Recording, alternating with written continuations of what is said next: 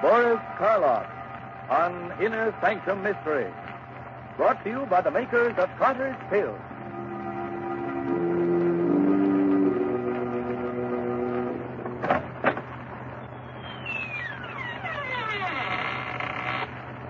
Good evening, friends.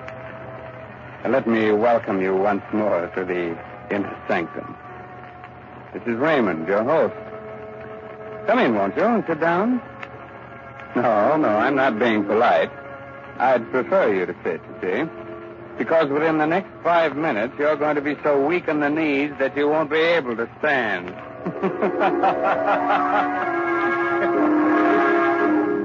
Inner Sanctum Mysteries again has the pleasure of bringing you the famous star of radio, screen, and stage, now featured in the current Broadway success, Arsenic and Old Lace, Boris Karloff. This evening, Mr. Karloff appears in Robert Newman's dramatization of Edgar Allan Poe's famous story, The Telltale Heart. Presented for your entertainment by the makers of Carter's Little Liver Pill, the best friend to your sunny disposition.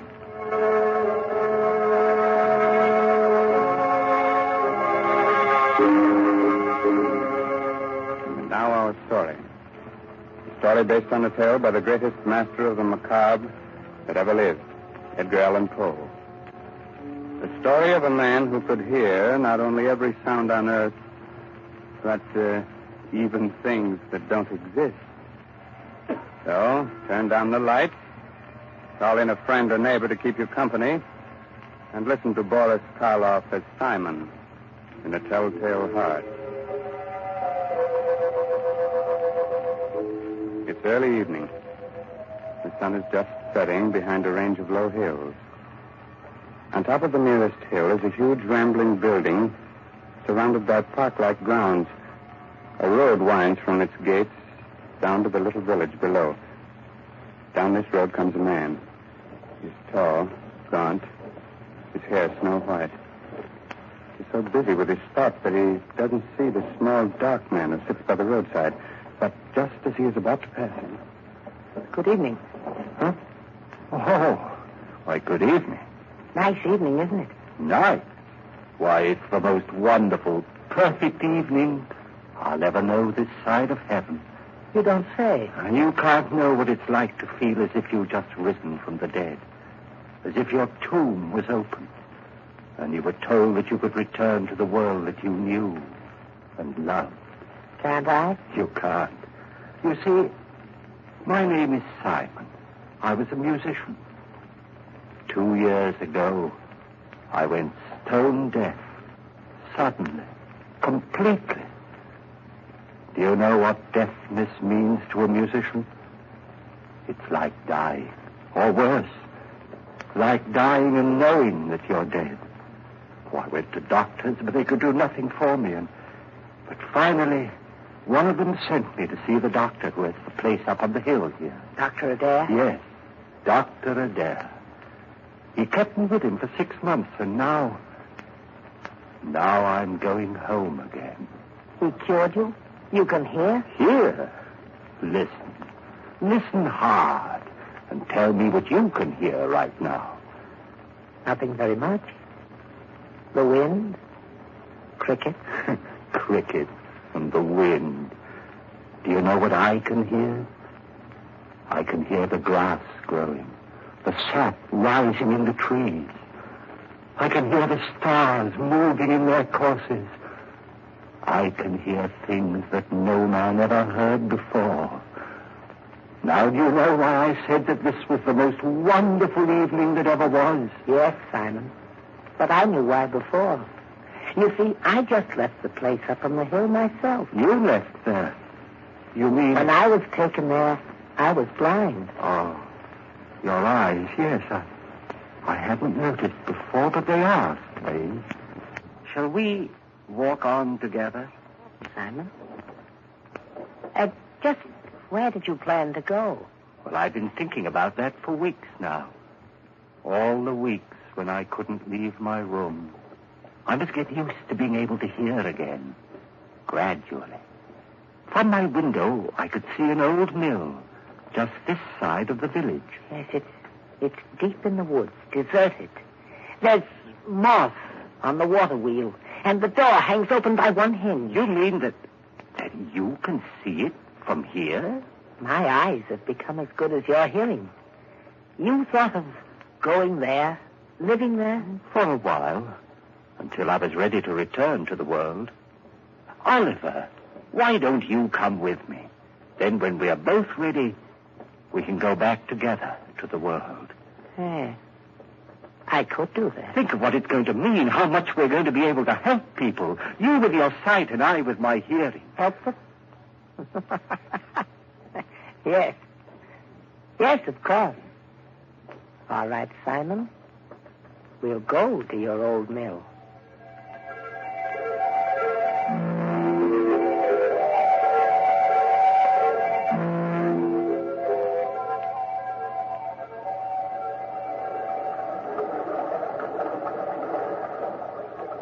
This way, Oliver. Up this path.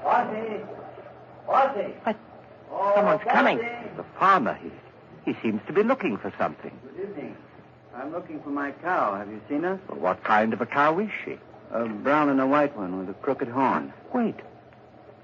I hear her. She's grazing in a field on the other side of the woods. Hear her? That's almost a mile from here. I have good ears. Good. You must have ears like a fox. But that field, that's the squire's. How did she get there? You think someone took her? Who would? Well, it's the squire's land, but he's the richest man around here. Why should he have taken my cow? Wait a minute. Let me see. Yes. Yes, I do see someone with your cow. He's just leaving her. You can see that? Right through the woods? I have good eyes. Who is it? What's he like? Is he tall, wearing a brown jacket? Yes. I knew it. It's the squire. He's trying to steal my cow. I'd better go get her. Thank you very much. Perhaps I'll see you both again. Perhaps. We'll both be staying around here for a while there in the old mill. Why did you tell him that, Oliver? Did you really see the squire taking his cow? I saw what he wanted me to see. What do you mean? He hates the squire because the squire's rich and he's poor. But what? Never mind, Simon. Shall we go on to the mill? Here we are. And it's just the way I knew it would be. Quiet, peaceful, no noises, just sound. And even those are dulled by the waterfall. Yes, it's just the way I knew it would be, too. Dark, dank. The home of the rats and spiders. We'll be happy living here with them. Happy with rats and spiders? Why? Because they're like me. Rats see in the dark, and spiders spin webs. I don't understand you, Oliver. Must you always see the worst, the most evil side of everything? Always. But why? Don't you love people? Don't you think that this is a good world? A good world when I was blind for more than 2 years. But whose fault was that? What difference does that make? I was blind. And did anyone care that I was? No. Love people. I hate them. But, Oliver, that's wrong. You've no right to hate anyone or anything. What's that? What? It sounds like wings, like... Yes, there it is, there. A swallow. Why, it's frightened, trying to get out. Why, it's beating itself against the wall and... Oh, poor thing, it's hurt itself. Fallen to the ground. I'd better catch it. Is it badly hurt? No, I don't think so. Oh, just this one wing. Let's see. Perhaps we can put a splint on it, heal it. You think so? Here, Oliver. But be gentle. It's still terribly frightened. I will. Oh, Oliver! What are you doing to that bird? Doing... Blood, you've crushed the swallow, killed it. Why, so I have. You killed it deliberately. You think so? I told you we all have some badness deep inside us. Even you. Here you are ready to believe the worst of me, that I'd wantonly crush a harmless little sparrow to death and... Simon. What is it? I don't know, but there's something in your face. Something that wasn't there before. I don't know what you're talking about.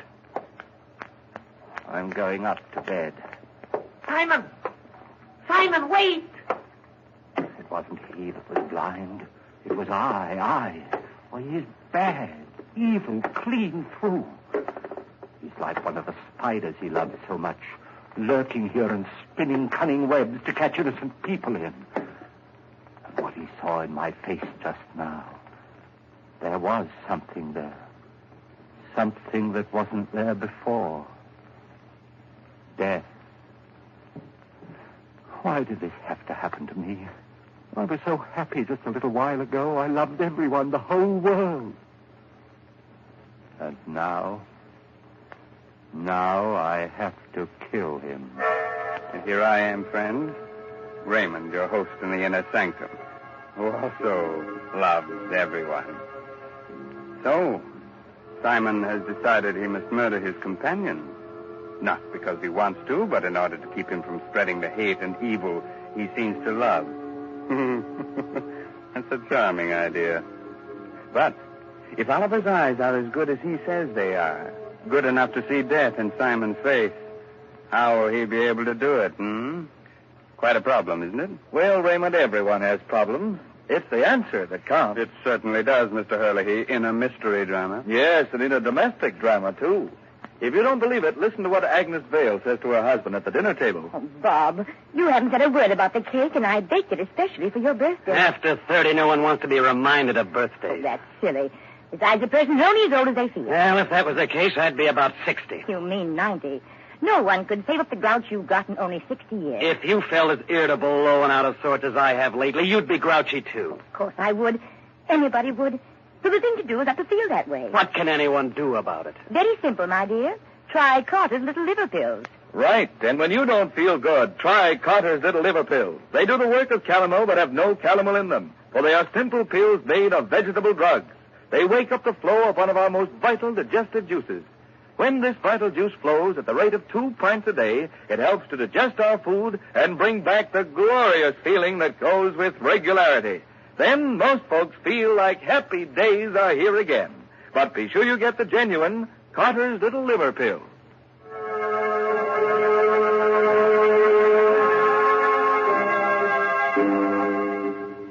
Well, friends, are you sorry I advised you to sit down before?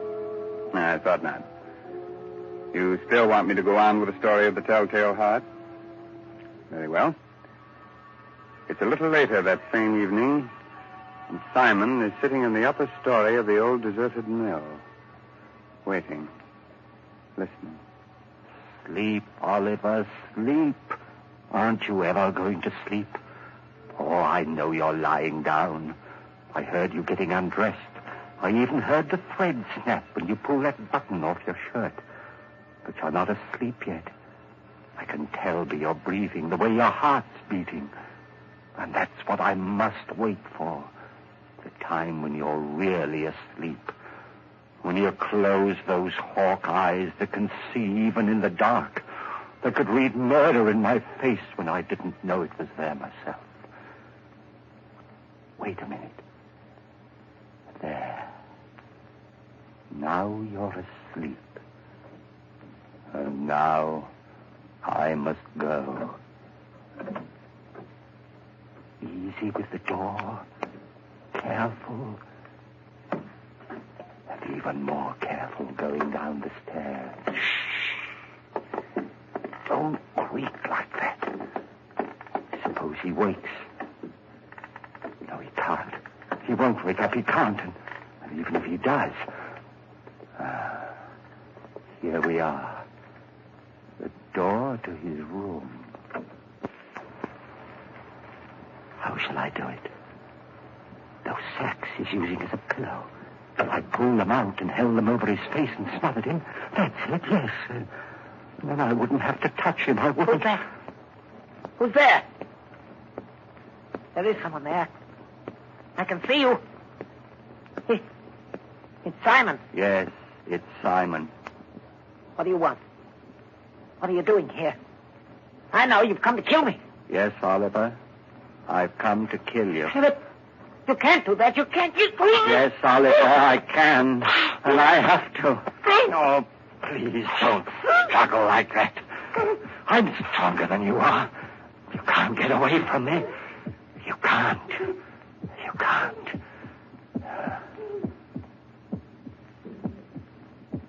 That noise. Hear it? It's your heart. Beating, pounding, driving the blood through your veins. It's beating more slowly now. Slower and fainter. Running down like a tired clock. And I'm not going to let you go until it's stopped. So don't struggle. Don't struggle, please.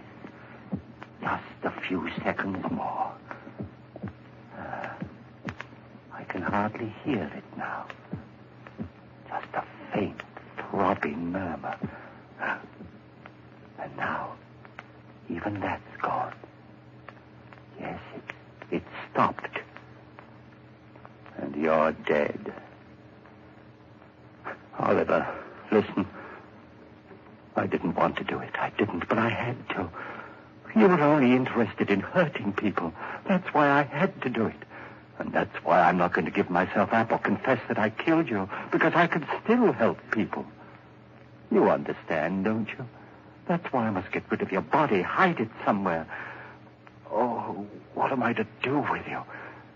I know. I'll keep you here, tear up the floor and hide you underneath it. Yeah. Let's see now, this crowbar. Ball. And this one here, there. That should be big enough. And now, in you go.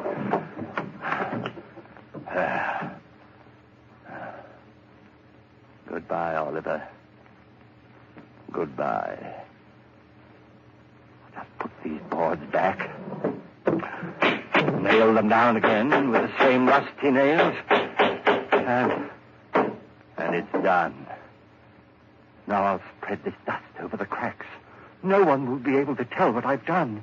No, not even with your eyes. If you could still use them. What's that? A light. A lantern outside. Someone at the door. Maybe Christie's come back again. Yes? Who is it? It's Trent, the constable. The constable? What do you want? Oh, nothing much. Thought I'd drop in. Say hello. Come in, constable. Come right in. Thanks.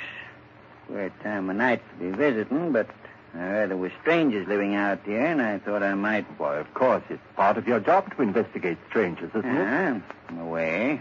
Not that you're a stranger, exactly. What do you mean? Well, you've been around here for some time, haven't you? Up at Dr. Adair's place in the hill, I mean? Oh, yes, of course. I just left there this afternoon. Uh-huh. And your friend, where's he? Sleeping? Friend? Why, there's no one here with me. I'm all alone. What the doctor said. You mind if I look around? No, of course not. Not that I doubt your word or anything like that. Oh, no, don't apologize, Constable. Go right ahead. Well, Constable? There's certainly no sign of anyone else. Well, I told you so. Yes, you did. Well, I'll just sit down here for a minute. I'll get my pipe going. No, not there. Don't sit there. Why not? Because, well, it was just that the floor looked a little rotten right there, and I was afraid that... Oh, I guess it's all right. Sure. Strong enough to hold me, anyway. Don't step on it like that, you... Good heavens. What's that? What's what?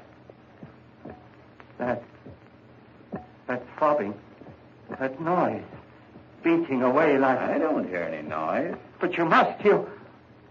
Ah, those ears of mine. Sometimes they're too good. It's just your watch ticking.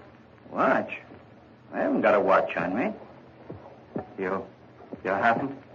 But then what? Oh, look, Constable, I could use a bit of exercise. Suppose I walk you back to the village. Well, that's mighty nice of you. I'm glad to have your company. But there's no hurry, is there? Just let's sit there for a while. I don't want to sit. Constable, will you come now? Now, this minute. If you don't, I don't know what I'll do. Hey, you have gotten yourself into a state. Is anything the matter? Well, no, of course not. It's just that I get nervous, restless, and you won't mind if I walk up and down right here, will you? It'll make you feel any better. Go ahead. Thank you. This floor, it is noisy, isn't it? It isn't noisy enough. Constable, this lever here, I've been wondering about it. What's it for, do you know? Why, yes. I think it opens the sluice, starts the middle wheel turning. It does? Then let's try it. See if it still works. There. Yeah, still works all right. It's quite a racket, too. You're not loud enough still. Constable, for heaven's sake, will you come now? Leave here with me. If you don't, I'll go back. Look, there's no need to get so excited. I'm not excited. I'm perfectly calm and quiet. Will you come now, right away? But I told you. I know what you're doing. Sitting there, pretending you haven't heard, making me stay here and listen to it, beating louder and louder and louder. All right, I confess. I killed him. I killed him. His body is right underneath you, under the floor. I killed him, and that noise you hear is his heart. The beating of his telltale heart.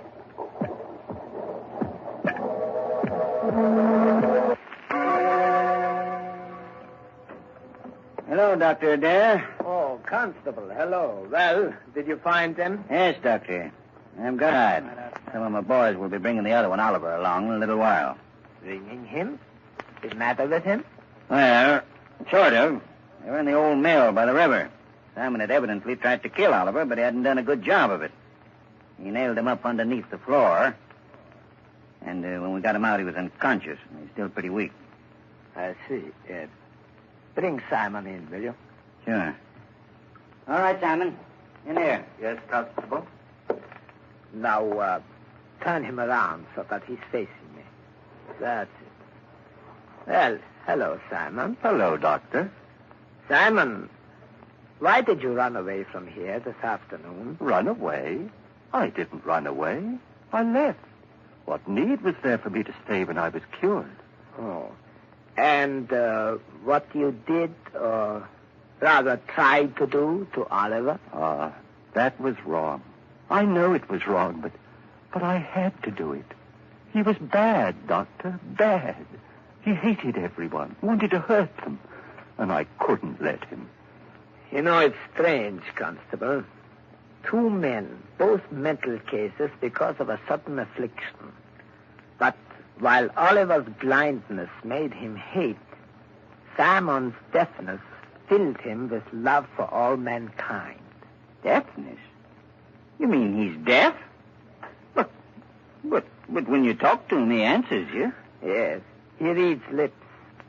That's why I had you turn him around, so he was facing me. But he's stone deaf. He will never hear again. What's that you're saying? Deaf? But I'm not deaf. Why, there's no one can hear better than I. No one. I heard everything when I left here. Things no man has ever heard before. The song of the swan. The breathing of the fish. Why, I even heard the beating of Oliver's heart. After I'd killed him. Yes, Simon, of course. I'm not deaf, I tell you. I'm not. I'm not.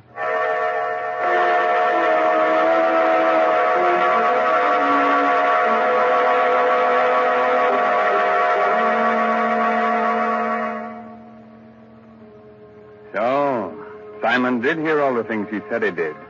Even the beating of the telltale heart. And not with his ears, but with something else deep inside his poor, sick brain. Speaking of telltale heart, I'm sorry, it's not hard at all. It's just Mr. Herlihy's knees knocking together. And if you think you're kidding, Raymond, you're crazy. Oh, I'm not kidding, Ed. In Mr. Karloff's audiences, that's the equivalent of applause. Since everyone's generally much too scared to show the usual approval with their hands. So we won't take any chances. We'll just use words and say, thanks, Boris Karloff, for your splendid performance of tonight's dramatization of Poe's The Telltale Heart. It was a pleasure, Raymond, to be able to bring our friends one of the world's most famous stories. And I'm very grateful to Everett Sloane as Oliver and Santos Ortiaga, who played Christie, for the help that they gave me. So now I suggest that you listen to Ed Herlihy, who has some helpful advice for which you may be very grateful. This is Raymond again, your host, getting ready to close that door to the inner sanctum and say goodnight until the same time next week. In the meantime, if you care to do a little bloodthirsty reading, try this month's Inner Sanctum novel, I'll Eat You Last, by H.C. Brandon. In case you've already read that, why not try some of the other stories by the author of tonight's mystery drama, Edgar Allan Poe? According to all critics, this writer has quite a future. Have a good night. Pleasant dreams, huh? Inner Sanctum Mysteries will be on the air again next Sunday night, same station, same time, with another chiller for thriller fans. So be with us then. This is Ed Herlihy, speaking for the makers of Carter's Little Liver Pills and reminding you, when you don't feel good, try Carter's Little Liver Pills, the best friend to your sunny disposition. This is the Blue Network of the National Broadcasting Company.